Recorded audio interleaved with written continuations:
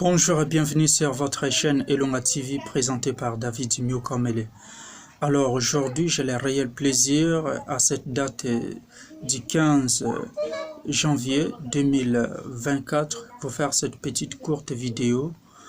Comme vous savez, la cosmogonie politique de la RDC bouillonne ces derniers temps avec la publication des résultats par la CENI.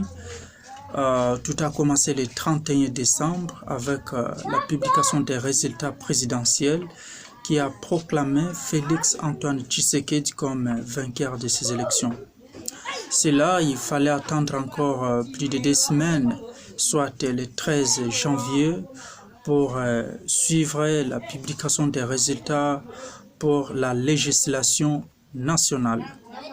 Et le 13 janvier, c'était cette publication qui a fait bouger toute la République. Vraiment, c'était vraiment une ambiance de la part des candidats. Certains se sont retrouvés et certains ont réussi avec amertume ces résultats.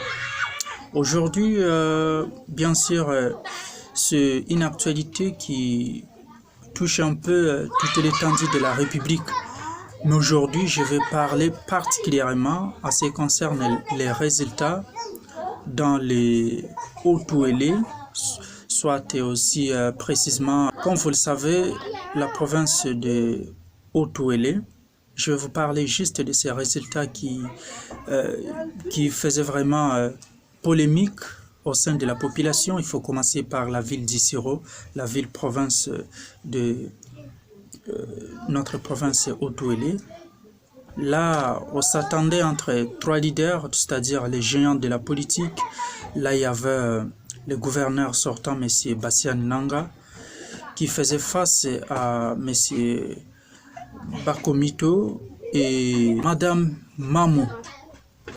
Pour ceux qui ne connaissent pas cette dame, ces géants ils se sont bâtis entre eux par la voie des urnes, et la personne qui est sortie vainqueur de ces élections de la ville d'Issiro, c'est M.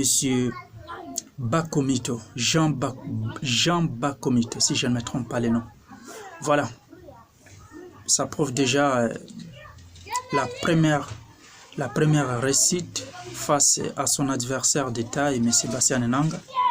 Et je pense qu'avec ses ambitions pour le gouvernorat, reste encore à désirer pour voir aussi comment sera l'ambiance d'ici quelques semaines.